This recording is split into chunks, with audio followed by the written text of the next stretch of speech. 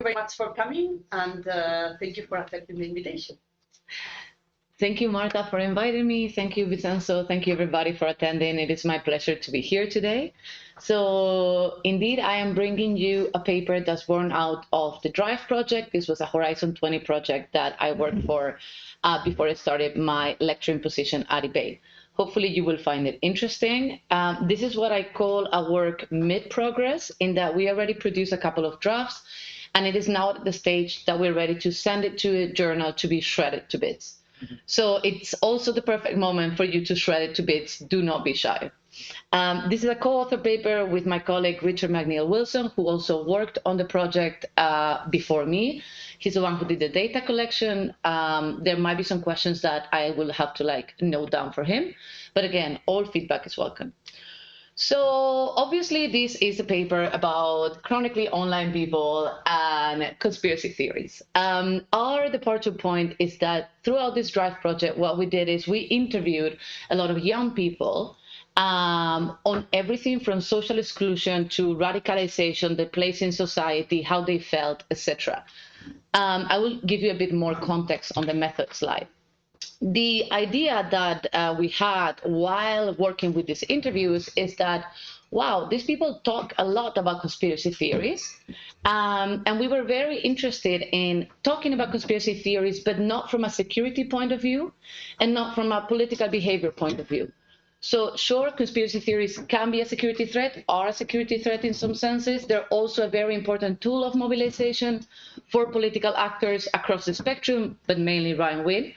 But we also wanted to look at conspiracies as something that's not maladaptive, as something that's not necessarily just seen from, the negative point of view, but something that fulfills a purpose in the lives of the people who use them, distribute them, believe in them, quote unquote. More on this later.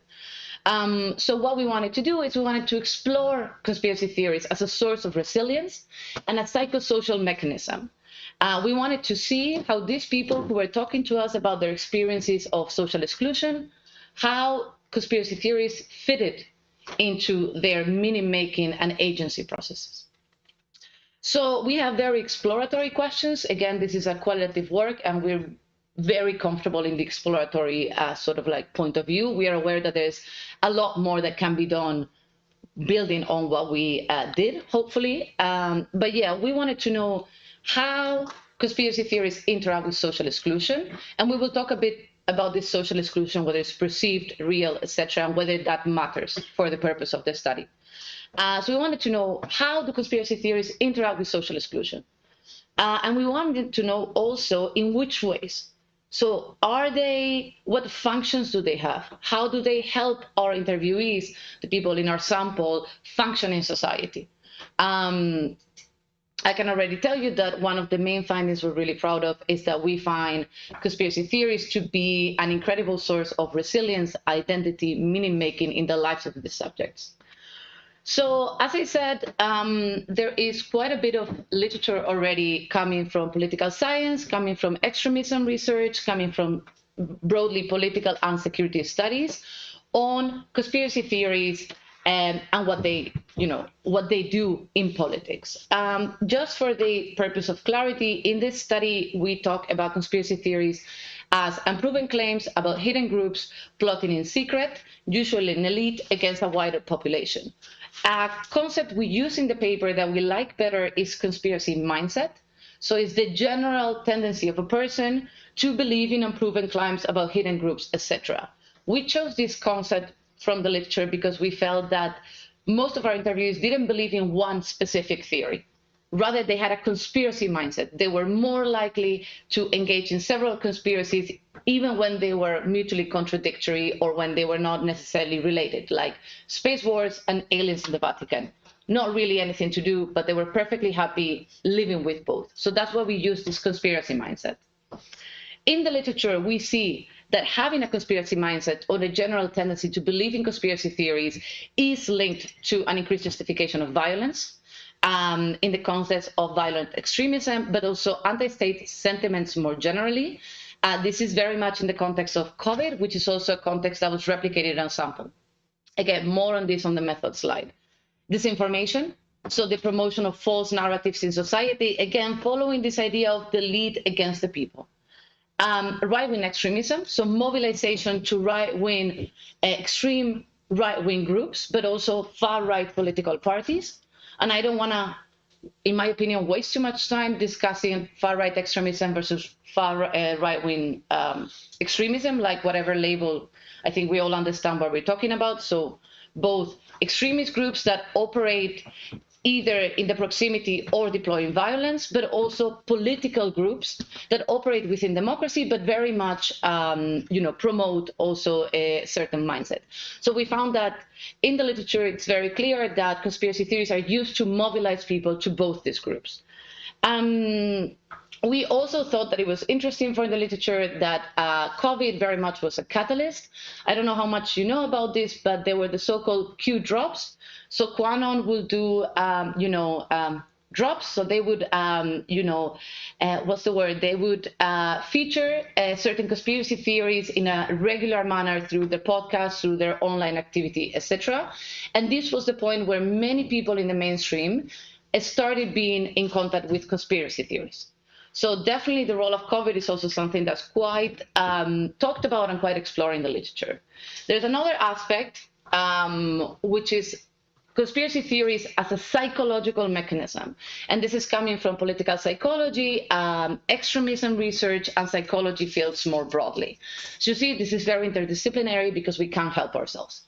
We just want all of the relevant bits to be in our paper. So from the literature on political psychology, what we find is that obviously the conspiracy theories fulfill certain functions for people to, make sense of their place in society, of their lives. They're epistemic functions, so meaning making. A conspiracy theory, as wild as they can sound, they sort of provide clarity, they provide an explanation. The pandemic is not just a random occurrence that we're very unlucky to be experiencing, but it's a plandemic. Somebody wanted to do something. Somebody wanted to terrorize the local population, increase the state authority, etc., etc. And this gives a reason for the things that happen to you. There's also, an existential aspect to this. So when you feel that, you are disenfranchised, the usual structures of society that used to guide identity and give meaning are increasingly being eroded. Belief in a conspiracy theory can be a source of tranquility. So it can help you with feelings of powerlessness, with feelings of being threatened in society. Again, this perception of being excluded from your society, which is something that our sample was very keen on talking about. But they're also a social thing. So people are not just consuming conspiracy theories alone in their rooms. They're also interacting with others. Yes, you might see them being alone in their rooms, but they're on Discord servers. They are on, 4chan boards. They are talking to one another. They are exchanging their basis of reality for these conspiracies. They're reinforcing each other's beliefs and creating this feeling of shared identity. We are a community of believers. We are the ones who see the truth versus the general population, the sheeple, who don't know what's going on and who are not awake to the reality. This is also where you see all of these matrix metaphors about taking the red pill, waking up, etc., etc. And it's very much an identity building exercise. Again, one thing that we notice in the literature is that this was always framed in a negative way, as a maladaptive function, as something that had gone wrong. And this is something that we really want to push back against. Not in that we believe that it's great that you believe in, again, alien space wars, but that these functions are not necessarily a negative, but a very natural, neutral part of human thinking and social and political function in society. Finally, from the more extremism and terrorism literature, what we got is a lot more on extremist groups and how extremist groups are very tactical in deploying conspiracy theories and in taking conspiracy theories and aligning them with a certain framing of the world. So I don't need to tell you, right-wing extremist groups, they are have certain ideological lines on authority, on gender roles, on immigration, on basically anyone who's different than them. So they're very skillful at not only distributing, because there is proof that they are behind the distribution to a certain extent of conspiracy theories, but also in hijacking conspiracy theories that were not previously ideologically aligned with the right wing, and making them, framing them in a way that aligns with their ideology. So this is what in the literature is called crisis framing. It's something that we use for this because we want to align this sort of like psychosocial functions of conspiracies, which are not necessarily bad, with a very purposeful instrumentalization by the right wing. Something more on this when I talk you through our sample. But basically, something that's also very important here is that this crisis framing, it's also very emotionally driven. This is not, again, ideology in terms of a discussion between two ideologues and, approximating of positions. These are driven by emotions, mainly betrayal and a grievance for a past loss. So the idea that your parents lived better than you, that you are a foreigner in your own society, even though you are a member of the mainstream, and the idea that you've been betrayed. Again, this is the fault of the elites, who are very purposely driving this change in society to alienate these people, to alienate the mainstream members of society. I'm not going to go into too much detail about the kind of conspiracies we saw in the paper, because I tried and then it was 40 minutes long. So feel free to ask me in the Q&A. But just so you know, these are the usual. So the pandemic, the idea that the COVID-19 health pandemic was an inside job. Things to do with the great replacement. So the idea that white ethnic majorities in the countries we studied are being systematically replaced by, ethnically diverse populations. In some cases, it's Muslims, it's usually Muslims. But it's not only Muslims. And if you're Muslim and you're black, then it's like double trouble. New World Order, so the idea that, again, the Kabbalah of Jews in the shadows. This is a very old conspiracy. I think most people is to some level aware. The idea that the world, the banks, the internet, the governments, the UN, the World Trade Organization are driven by a room of very powerful, very rich Jewish people. These are the main, but we also saw some other things, like the belief that they are lizard people living under the Vatican, and that the Pope, the old Pope that died recently, not the newest Pope, who was known for being progressive, he's a lizard man. There's also space wars. So the idea that there is two aliens who are in a war against each other, and there's the good aliens who are like aligned with Trump and the MAGA movement and the conservative movement, and the bad aliens who are the ones, for example, Greta Thunberg or Alexandria Ocasio-Cortez or any kind of progressive figure is one of these evil aliens. I know they sound really wild and really out there, but let us not concentrate on the aspect of wildness of them. Again, if you want any more examples, we can talk about it. What is important is that these conspiracies are global. So you can find them in Nairobi, you can find them in Spain, you can find them in Sweden. But they always have a local component. So there is this global aspect to them, that they're localized to fit the local narrative. So if you're talking to somebody in the Netherlands where there is housing issues, housing is going to be featured really prominently in the New World Order discourse, for example. Okay, so this is up to what people have done before us. What do we want to do? I realize there's quite a lot of content. So again, if something it's not clear for the presentation, feel free to ask me. First of all, we want to talk about social exclusion, because this was the context of the DRY project in which we, from which we took the data. It was a project about exploring how social exclusion is perceived by mainstream and minority members of the society. So the project looked at self-declared nationalists and self-declared Muslims in these countries. Please do not come at me for the sampling. I was not in charge of this. And so social exclusion is something that we want to look at, whether it's perceived or real. It's not so important to us whether this, white Norwegian man on like objective terms is being socially excluded. What we care about is that he feels that he's socially excluded. So we approach social exclusion really broadly as something where an individual feels marginalized, left out of the economic, political, or social arrangements of the place where they live. So it is really broad on purpose. Something that we also really care about is resilience. This, I don't know if this will be super familiar to you. This is a very disputed concept in extremism and terrorism research. Resilience, the idea is that, you know, you become resilient to extremist narratives. The idea is that you as an individual can have higher tolerance, a higher capacity to, in a time of crisis, not rely in extremist framings of your problems.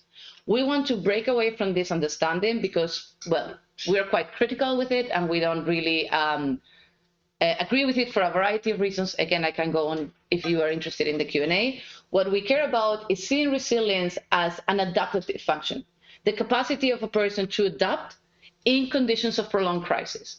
Prolonged crisis is also a concept that I feel maybe we did not define most beautifully in the paper, but it's about, you know, for example, housing crisis in the West, economic crisis in the West, crisis of gender roles, crises that are not just a one and off, one and done kind of crisis, but that have been going on for at least a year and presumably 10 years, and at least they will go on for probably another decade. So we want to know, you know, how do people in these conditions, like where do they find resilience? Where do they find the capacity to see themselves as complete individuals who function in the world, who have a purpose, whose lives have a meaning? Finally, we draw on crisis frames, as I said, to link this, you know, resilience building and this agency to larger patterns of political mobilization and potentially instrumentalization of these conspiracies, you know, at a larger scale. Our hope is to, you know, explain how conspiracy theories are a narrative of grievance and a source of identity at the same time. Method. So as I said, this is a qualitative study, very exploratory in nature. We're not trying to prove much, but this is, I guess it sounds very authoritative when I say our findings, but please bear in mind that they're expressed in a very cautious way in the paper. We have 49 semi-structured interviews that were conducted in the local language and then translated and transcribed and analyzed on Atlas TA. The countries that participated in the study were Denmark, Norway, the Netherlands, and the United Kingdom. The interviews were respectively conducted by people fluent in those languages. The interviewees were young adults, 18 to 25, self-declared nationalists or self-declared Muslims. The Muslim sample is not here, so you can forget about it. What does this mean, the self-declared nationalist? It means that, first of all, it was one of the criteria for the sampling that you needed to identify as a nationalist, and there were some other alternative phrasings depending on the local languages. I cannot tell you because Norwegian, Danish, not really my area. And the idea was that these people also very openly declared that they had voted for far-right political parties in their country. They had been sometimes, for example, in the case of Norway, involved with groups like Pegida, so far-right, wait, it's Norway, right? Yes, I think so. With far-right extremist organizations, so that they had some declared political interest in these political agendas, and sometimes, but not always, they had already been engaged with extremist group activities. So our analysis is a very basic thematic analysis. What we did was manual thematic coding. Both me and my colleague coded and then compare and then recoded based on our contrast. And we wanted to look especially at these issues of social exclusion, what things make these people feel socially excluded, issues of distrust, issues of identity, and anything that had to do with, you know, how they felt about their place in society. They were also, during the interview, asked questions. This was a semi-structured interview that elicited this kind of response. For example, they would be asked, what do you perceive to be a biggest threat to your way of life in your country? or, you know, how do you feel that the COVID pandemic affected you? And then they would go on to talk about these things. So these are not generalizable findings. Obviously, they are limited to a sample, and even, you know, our sample is a very small one, very concrete one. We can talk in the limitations about all the things that could be done. But just to go really quickly into my findings, because I have 11 minutes left and I haven't told you anything yet. First of all, what we found is that there is a huge level of institutional distrust framed through conspiracy theories related to social exclusion. So interviewees felt that, you know, institutions are not to be trusted, but not just what you would expect, like, you know, center-left parties, but also the Catholic Church, for example, the housing agencies, the employment agencies, basically institutions at every level, both formal and informal, the media, both the mainstream media, but also the, you know, independent media. They basically feel like there is no political institution that can be trusted. And while they declare some trust for far-right, or, you know, some support for far-right political actors, it's not entirely clear to us if they trust them or they just, you know, throw in their lot with them because they trust the others way less, if that makes sense. Again, there's this idea that the elites, and the elites are always identified to be, you know, progressive and, you know, aligned with progressive values, gender, ethnic diversity, etc., which of course we found really funny because we know it's not true, but okay. And the idea of democracy was also a huge source of distrust, and something that they felt that, you know, reinforced the idea that they were excluded from society. Elections are a farce. You will never get any real outcomes on what matters to you because politicians don't want to accept that there's an immigration problem, for example. So your housing issues, even if you go and vote for a party that says that they care about housing issues, they don't care about your housing issues because you're white and a dude. This was the kind of response we got from them. The effect that we saw that this created, or the way that, you know, conspiracy theories function in this regard, is to create a distance. So create a feeling of in-out dynamic, like you versus them, that made engagement in mainstream politics basically a betrayal of what they believed in, and made it superficial and necessary, but also, again, like somewhat moralistic stance that you should not engage in it. And they also create a feeling of solidarity among them, right? Because, you know, they are being discriminated, quote unquote, by the same institutions. So, you know, this was also something that they would talk about, you know, for example, problems they experience in the Dutch context with housing, which is a really big problem there. Well, everywhere, I guess, where they would feel like an interviewee shares stories about how they connected with other fellow conspiracists through this housing issue. Then we have economic insecurity, which I misspelled. So there is also a lot of discussion on material grievances and how the lack of economic prospects, the lack of economic stability, but also the perception that they were worse off than their parents' generation. So there was lots of discussion also about, you know, how their parents would like get jobs that would go on forever, and like now that's not possible, but also how the job market, you know, benefits like women and Muslims and Black people way above, you know, middle class or working class white people. This was something that they expressed, right? I'm not saying that's the case. They really felt that the COVID pandemic also did not create these issues, but like exacerbated these issues. So the idea that they used to have material grievances, but it was sort of like, you know, something that they could negotiate, and then the pandemic happened and it was no longer tenable, either in terms of really acute economic insecurity, but also more at a more, again, like emotional level, the feeling that they were never going to get better. Even people who had a job felt that, you know, the possibility that they would be promoted was really low. Again, this feeling of being discriminated against in your own society as a member of the mainstream.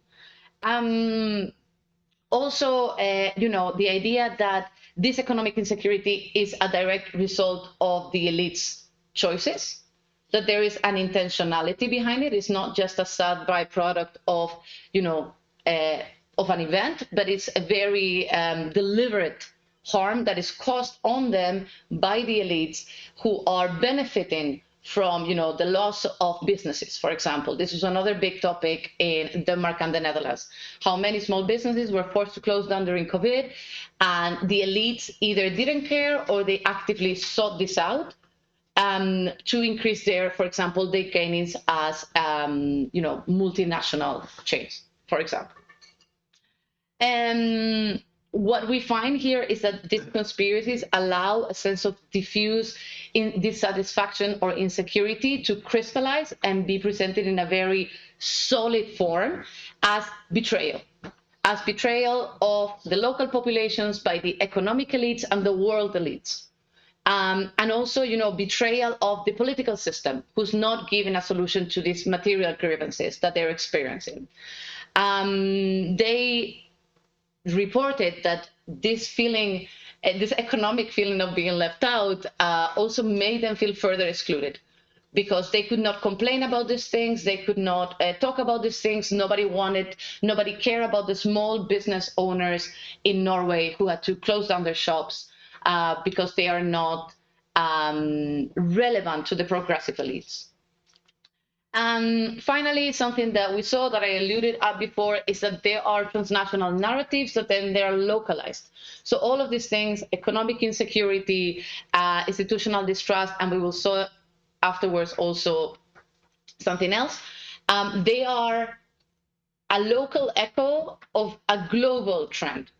And this, for them, means that they are also aware that there is a certain level of international solidarity. Like they would say things like, it's not just the case in the United Kingdom, or it's just not the case in Norway. We know that, I correspond with this person from Germany who tells me that they have the same problems in their community. So there is an intense community building, again, maybe not necessarily physical in the case of our sample, more conducted online. So there was community building, but there's also this global projection that, these things are echoed by others out there. And, this kind of like reinforces the idea that this is the elites, the global elites' fault, because that's why it's happening everywhere in concert all at once. Obviously, there's also, some of these theories are, some of these conspiracy theories include several countries. So this is also why, for example, the aliens under the Vatican, the lizard people under the Vatican was something that a Dutch interviewee reported that he had found out about through a newsletter that he received from Belgium. So there's also this kind of international level, and this really reinforces their feeling that it must be true, that, there must be something to it, because it's not just us in our little town who believe this, like there's a lot of people out there who believe this. And there's also this, again, this identity building, like you're part of an international movement of resistance against the lies that your government are telling you, which is a very, tempting position. It's a very attractive position identity-wise. Kind of like enfant terrible kind of logic, like identity by opposition. And this identity by opposition is really built on distrust. Like, do your own research would be a catchphrase. Like, do not believe anything that's told to you by any institution in any country. If you are in doubt or you think somebody's trying to sell you something, go talk to your friends from other countries, see what they can tell you as well. Sorry, this is out of whack. Something that, again, we found that was a pretty solid echo of previous studies in the literature was the COVID was not seen by them as something that introduced a new dynamic, but something that kind of like the last drop that broke the dam. So there were all of these things that I've been talking about, our interviewees saw as something that preceded COVID. They were already interested in this sort of like distrust mindset, in this conspiracy mindset, Some of them had previous experience with conspiracy theories, but did not take them too seriously, perhaps, or did not build identity based on them. It was just something interesting, like, a kind of content that they consume in a way. And because COVID accelerated many of these dynamics in terms especially of material grievances, but also in terms of anti-state positions, COVID sort of like a catalytic moment to really push the identity and meaning making forward to a next level. Also acceleration of distrust because of everything that happened during COVID that we ourselves experience. Of one day you're told one thing, the next day you're told another thing. Surely that means that somebody's lying. And very important, it was also very interesting how many of the conspiracies that they told us about had nothing to do with COVID, right? Like they preceded COVID narrative-wise, but then they were then fused with COVID. So, the lizard people under the Vatican suddenly also have a role in vaccination. So there is this hijacking, and this is what maybe further studies should explore in terms of who does the hijacking, like how are they instrumentalized exactly. Again, sorry, I will finish. Just a final point in terms of finding is that, conspiracies primarily fulfill this need for identity, for your life to make sense, your actions to make sense. The struggles you go through are not random. They're not just the result of an uncaring, nihilistic universe, but there is somebody you can blame for them. This is not something that happened to you, and that's very sad, but there's nothing we can do. This is something that happened to you because somebody made it happen, and so the logical response is to focalize your anger on the person who made it happen, or the collective or the elites who made it happen. This having somebody to blame is a very powerful psychosocial tool because it allows you to feel in control. You cannot hate the universe, but you can hate the Jewish Kabbalah who planned COVID. You cannot hate, virology in general, but you can hate certain actors at the World Health Organization for lying to you. So there is a level of control that you achieve by having somebody to blame, essentially. There's also an idea of empowerment. These people are able to not feel like they are weirdos or randos, or like not feel judged by their beliefs, but actually through these beliefs create community, share their identity with others, create a new identity that's, again, very attractive in times of crisis, because it's an identity of resistance. There's also a level of moral clarity. We live in a very morally ambiguous world. It's very hard to be morally Puritan nowadays. Like if you're like, for example, an anarchist or anti-capitalist, it's really hard to exist outside of the system. So by knowing exactly who is to blame and by crafting this whole narrative of deliberate action, they also achieve moral clarity. They can be morally Puritan. They can say, we are the good people and they are the bad people, and there's a line in the sand that divides us, and it's very clear, and there's no ambiguity. All of these things contribute to resilience, contribute to creating a sense of adaptation, a sense of an identity that, resists through crisis, or that resists in spite or thanks to crisis.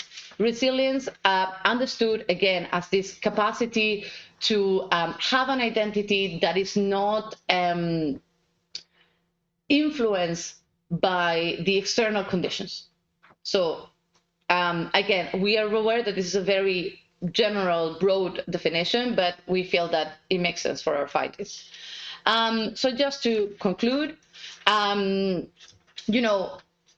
conspiracies are used as crisis frames, as a way to both pick up on pre-existing grievances, but also, project them towards a target through these emotional mechanisms of betrayal, fear, rejection, etc. They provide resilience because they offer meaning and they offer coherence and community. So, they are a very good source of resilience. But the problem is that they can also generate resilience to liberal norms. So they can also generate a resilient identity that's resilient against democracy, for example. This is why we try to be very neutral when we talk about it. We don't think that this type of resilience is necessarily good, quote unquote, but we do think that it's neutral. It's not, it's not necessarily a political, ideological positioning on their part. It's the fulfilling of a basic psychological, psychosocial need. Again, while these conspiracies do sound very rational and they can be really whack, that's not important. It's not important how realistic they are. What's important is how useful they are to understand their own situations. So how much they give them in terms of explaining why you're, as a 23-year-old white Danish man, why do you feel excluded? Because this, and this was orchestrated by this and that, and you can see this in this and this and this event. And that's what matters, that they provide a framework for understanding who they are and what they've been done wrong. What they're suffering. We don't want to also confuse perceived exclusion from real exclusion, because we are aware these are two very different things. We saw it in our sample. It's very different what Muslims reported as exclusion in Norway than, self-declared nationalists. But nevertheless, they do think that they're excluded. So these narratives are fulfilling a need for them, whether this need is real or unreal. Finally, we really want to move forward. What we hope we do is move forward this debate on conspiracy theories, so they're no longer about them as a security threat or them as a tool of the far right, although undoubtedly both of those things are true. But also, if we want to address conspiracy theories, for example, from a policy point of view, we do need to see them for what they are, a very useful tool of identity, community making, and sense making. So this is what we think are key contributions. I do realize some of these slides are not in the best order possible, but hopefully you follow me. These are what we think are key findings. I think some of these are very specific to extremism and terrorism research. For example, resilience that I mentioned is a big debate in our field. Maybe not so much of a bigger debate in political science or political behavior. And just to mention, we're hoping to submit this to TPV, Terrorism and Political Violence, which is quite an orthodox, political violence terrorism journal. And yeah, just to mention that we're aware that there's many limitations to the study based on the sample, and not only because it's small, but the composition of the sample. It would have been really interesting to have older people, for example, to have people in their 40s who potentially experience social exclusion at a deeper level, for example, in terms of economic uncertainty. And also to compare how certain things might be less important for other demographics, so they rely on other conspiracy theories because they have other psychological needs, or their psychological needs go in a different direction. Hopefully, we would also hope that people in the future do some mixed method studies with these, where they do some surveys and some experiments, because we think there's a lot of potential for experiment-based research in terms of, psychosocial needs, social exclusion, perceived social exclusion, and belief in conspiracy theories. But we also do think that these issues are so complex that some level of qualitative research is necessary to uncover, the logic of the narratives and how these narratives are experienced in real life. So that's it. Thank you very much. And yeah, I look forward to your questions and comments.